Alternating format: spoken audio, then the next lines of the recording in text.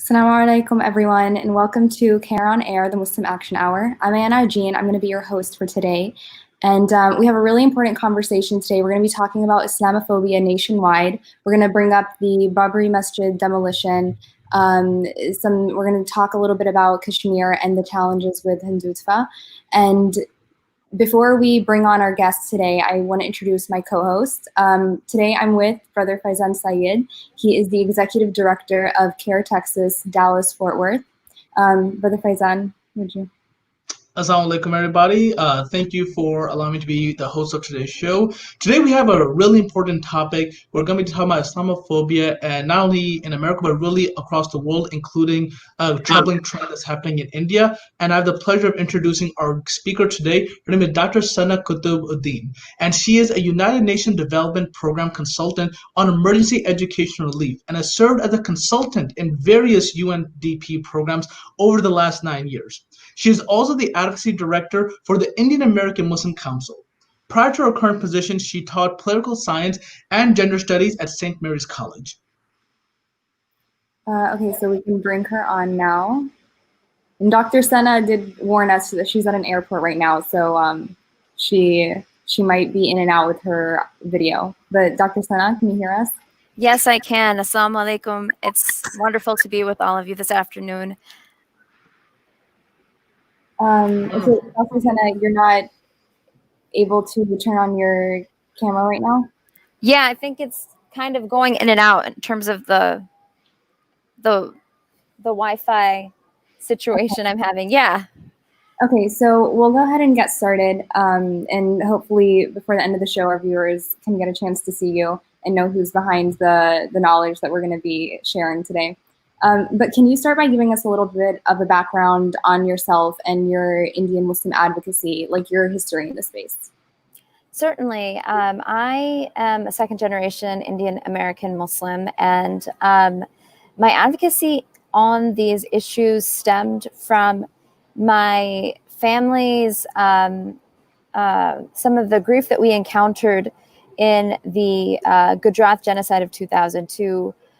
One of my uncles was in Gujarat at that time. He went from Hyderabad to Gujarat and was trying to deliver medical aid and relief to the people that were being killed at that time. And he himself got killed. And subhanAllah, it was one of those times in my life that forever sort of changed the prism at which I understood the world and my engagement with it. And it shaped my passion for this issue, that it is an issue that has many recourses every single day. There's a violence that is insidious that happens every single day in India that is shaped and led by this Hindutva ideology.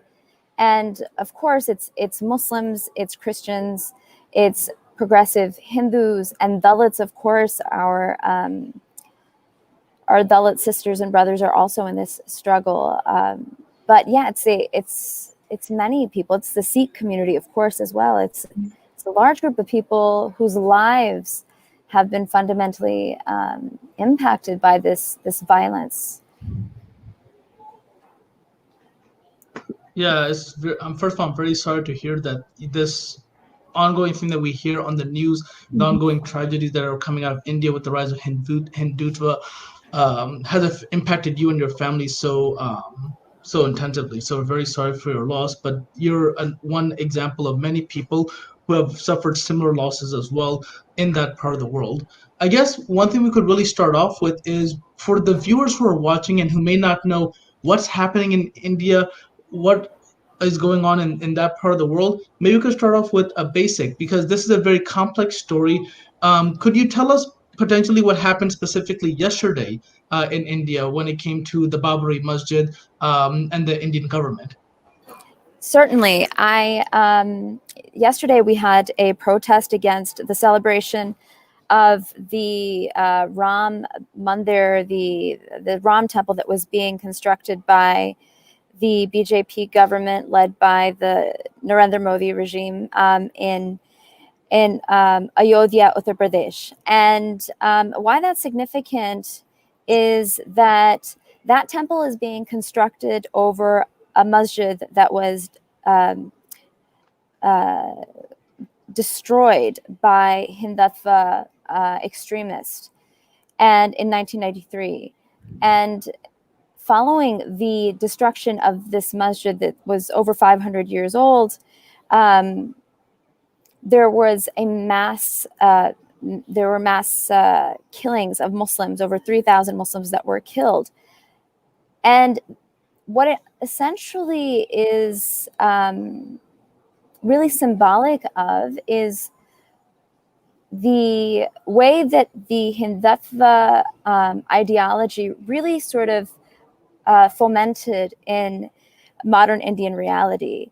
So when the Babri Masjid was destroyed, there was no semblance of justice. And this was under a relatively progressive government. This happened under the Congress government. So in India today, there's the BJP government, which is an openly fascist oriented type of leading government. At that time, we had a government that would be very comparable to what is in the U.S.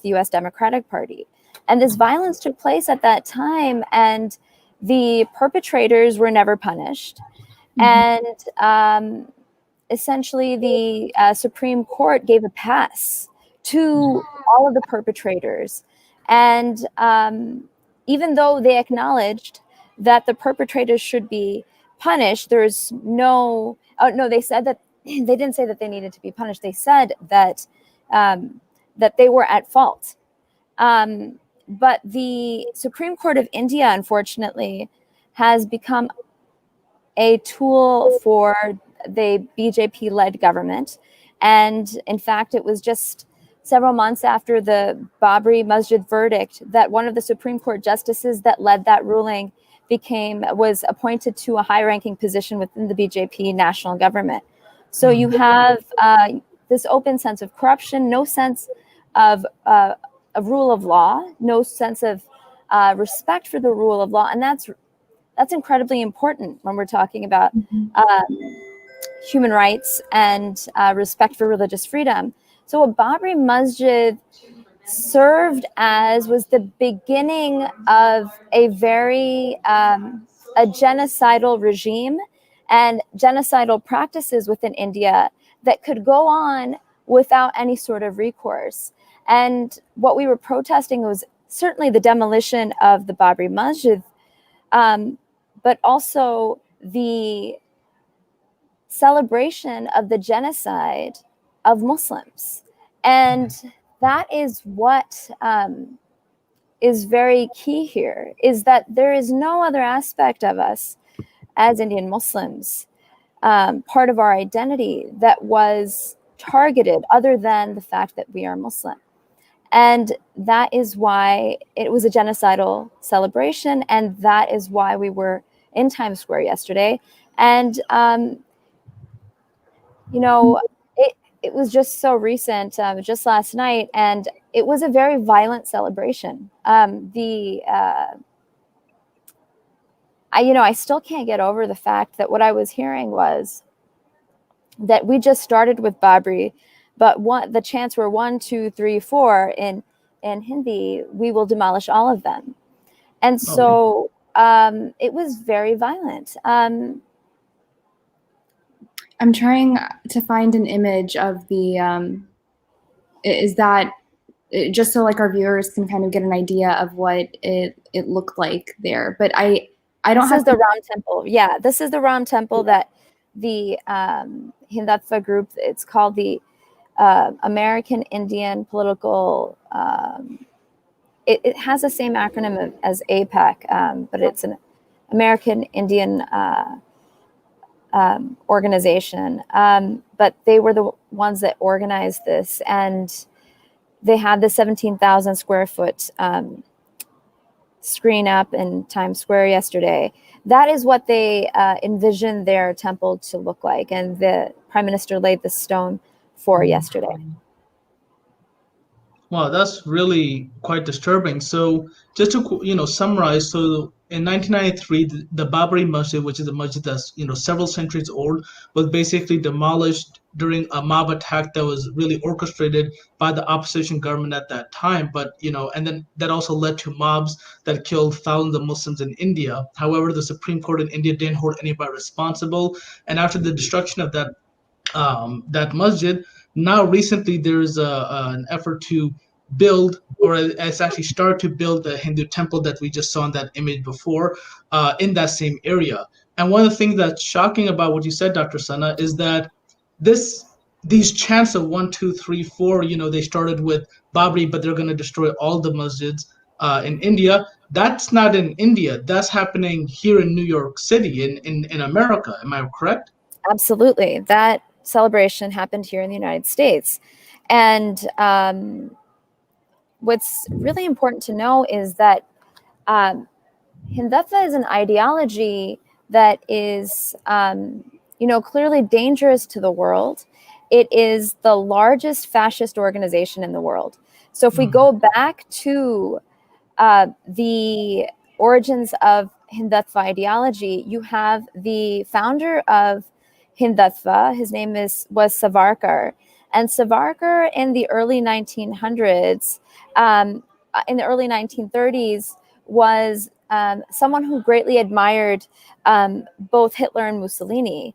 In fact, there are letters that he wrote that are documented where he wrote to them in admiration of their ideologies and philosophies. And he developed a vision for India that merged his ideas of Hinduism along with this sense that India could only be for Hindus. And it was that vision for India that laid the groundwork for what is today's Bharatiya Janata Party. And the military wing of that organization is called the Rashtra Shiva Sena, which is the RSS. And so today, the RSS has 30 to 40 million volunteer militia members. And it is the chief of the RSS, his name is Mohan Bhagwat, and he regularly taunts the Indian army chiefs and says, you have 3 to 4 million people in your army, in the national army. I have 30 to 40 million people that are ready to go any time of day. And the RSS armies in India are the groups that institute the social and economic boycott of India's Christians, Muslims, Sikhs, and Dalits. So even though India's Christians, Sikhs, Dalits, and Muslims make up half of the population, there is a complete disparity of power and social mobility.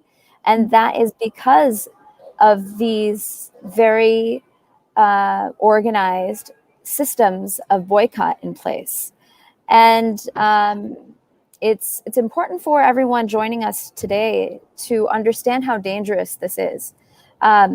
We have a U.S. representative in the state of Illinois. His name is Raja Krishnamurthy of Illinois' 8th District, who celebrated Mohan Bhagwat, the chief of the RSS, in Lombard, Illinois, and was on stage with him. And this is the largest fascist organization in the world. And he was heralded for that. And when we had protest, when there were protesters at that event that were inside and tried to disrupt it, they were choked and spat at and had their hair pulled out. I mean, this is what's happening here in the United States. I mean, if there was somebody that was involved with something that violent in any part of the world, I'm sure that there would be travel bans on them from entering this country. However, for some reason, he's been able to evade that sort of, scrutiny. So it's this is dangerous, and like I think we all understand that fascism doesn't exist in a vacuum. So if this doesn't exist in, what is modern India. It has its repercussions all over the world. And it's really important for people to know that Hindutva funders are some of the largest funders of the Islamophobia industry in the United States. They also tried to institute a series of over 500,000 inaccurate Islamophobic assertions to U.S. textbook curriculum. And in the state of California, and were very well funded, very well organized in their attempt to do so. Alhamdulillah, we were able to defeat their efforts, but that doesn't mean that it hasn't happened elsewhere or is happening elsewhere. So that vigilance is incredibly important. So Hindutva doesn't begin and end in India. It's insidious and it's everywhere. Dr. Sana, something that really, I don't understand, it's hard for me to wrap my head around, is that, when we see Islamophobia here, like by white supremacists, it part of that can, I can kind of understand that, I can kind of see where it can come from, like the fear of the unknown, like these people look very different and they're, it's just something that's very different to people here, right? But it's very hard for me to understand how, and we see this happening not just in India, not just in this case, but whenever there is this this judgment over people who are very similar to you, like that's something that it's hard for me to understand, where it's coming from. That is such a great question, Ayan. And so it just leads to the next part of this discussion, which is also very important, is that the government estimates that the population of Muslims in India is about 200 million Muslims. The reality could be more, less, whatever. But we know that 90% of India's Muslims today our background is that our ancestors converted from the lowest castes of Hinduism, from the Shudras and the Dalits who are sisters and brothers, which are considered outside of the caste system, the untouchable caste. So 90% of our background, our ancestral background, comes from the lowest caste of people that converted to Islam to escape the caste system. Mm-hmm. So we have compounding factors here of both casteism and Islamophobia. So casteism is heavily prevalent in India. I mean, of course, the official laws say of modern India to not discriminate along caste lines. But that doesn't mean that, casteism and caste isn't, practiced everywhere throughout India. And so there are both of these issues that come together. So the Dalits who also, their population is also about over 200 million. They also face caste-based disparities in India all the time. Yes, we are all Indian, we are all South Asian, but there has been, because of this Hindutva agenda, a very aggressive mechanism of otherizing Muslims as though they are,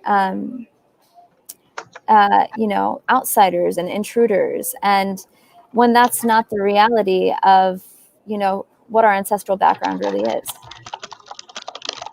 Well, that's a really important point that you made. There's this new show on Netflix right now called Indian Matchmaker. And one of the things they also discuss is how caste is still a big issue, even today, even the United States, for many Indians who are trying to get married. And I didn't realize that so many Muslims who are in India right now are actually people who converted from these lower castes. So it's a way of escaping the caste system. So not only they're dealing with Islamophobia, but they're also dealing with the caste system that is really difficult to shake and break apart.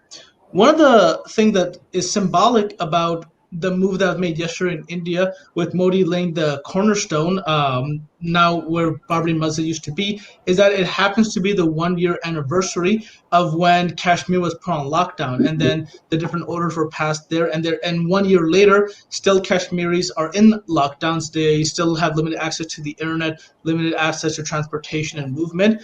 What are your thoughts about that, and what insight can you give us about what's going on with Hindutva and how it might relate to Kashmir?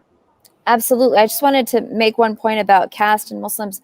I wanted to say, yes, of course, that the ancestral caste background of a majority of Indian Muslims today is from the lowest caste.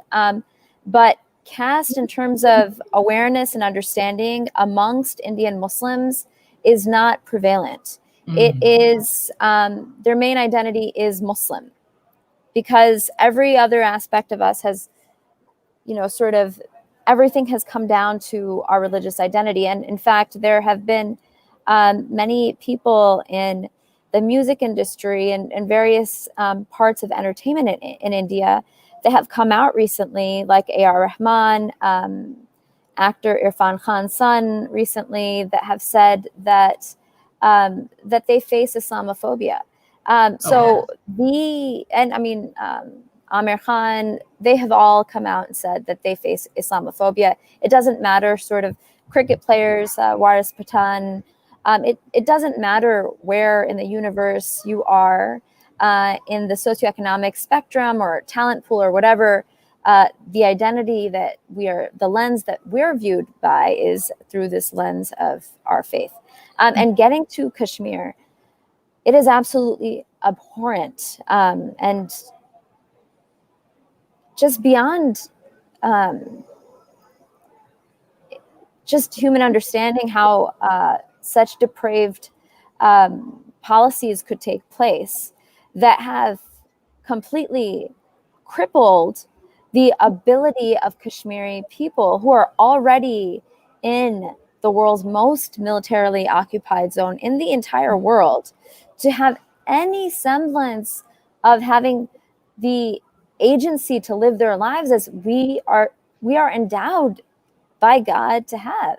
And it is criminal that a government, a state, as massive as India is, would choose a day like August 5th that was the beginning of a further criminally brutal occupation to further this Hindu nationalist agenda. And I defer to my Kashmiri sisters and brothers and the scholarship, the extraordinary scholarship in their community, for greater insight into this. I would highly recommend Sister Hafsa Kanjwal and the extraordinary scholars in that community to share greater light about Kashmir, as in sort of the way Indian Muslim spheres are sort of make their way about within India. There is the indigenous group of Muslims. So India has its own indigenous Muslim population, as there are indigenous groups of people to every land. There are a large number of indigenous people within India that are people that also came to Islam on their own, and they have both been facing this assault on both their indigenous and Muslim identities as well. Right. I mean, we continue to hear the reports of what's happening in Kashmir. Right now, we're facing very mild lockdowns in the US because of what's happening with COVID. I just can't imagine being in a place like Kashmir that also has been under extreme lockdown. And even before it was under lockdown, it was the most militarized zone in the whole world. And they're also dealing with COVID and these types of problems. So I just imagine the humanitarian crisis there is really beyond what can be imagined. One of the things that I struggle with, and maybe you could give some insight, is in the United States, by and large, the average American doesn't seem to know much about Hindutva or Kashmir or a lot of these topics. Why do you think that is, and what do you think, everyday people can do to maybe raise more awareness about what's going on?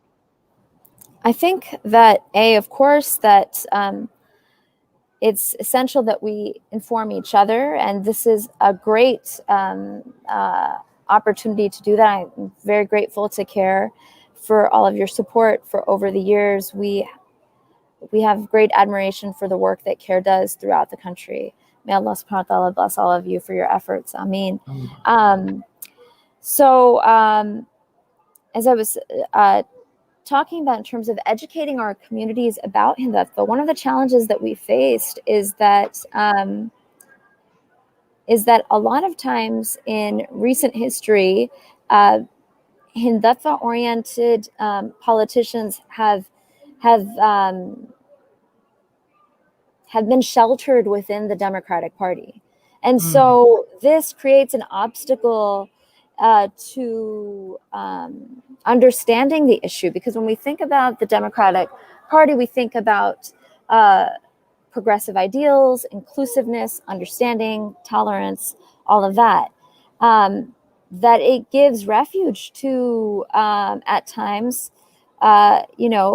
people like Tulsi Gabbard, who is clearly involved with RSS and Modi and has a very close relationship with them, as does Representative Raja Krishnamurthy, as did Pete Buttigieg's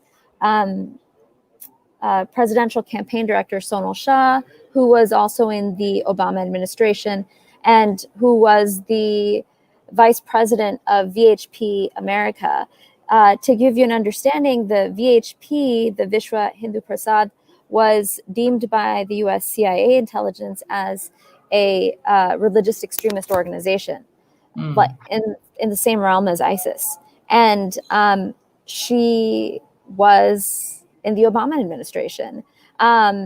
So those are some of the challenges sort of in trying to educate people, is that, there are no binaries here. And I think that this beautiful wave of progressive politics throughout the United States has given rise to greater complexity in terms of understanding democratic parties and their objectives. Thank you, Dr. Sena. I also want to add to the issue of Kashmir, how it amazes me how much it's actually come up in the mainstream conversation, how we're seeing a lot of talking about it on social media. Like it's a topic that I see often on my feed, and that's sometimes these issues that are happening.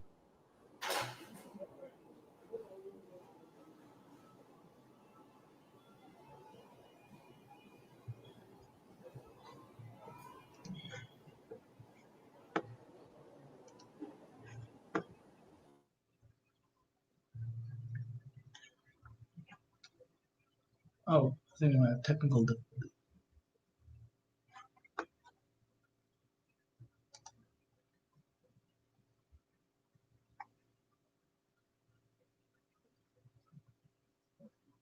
I'm sorry, I think we're having technical difficulties right now. Sana, can you still hear us? Yes, I can. Yes, I just Okay, muted so so you didn't hear the background noise. Yeah. Yeah.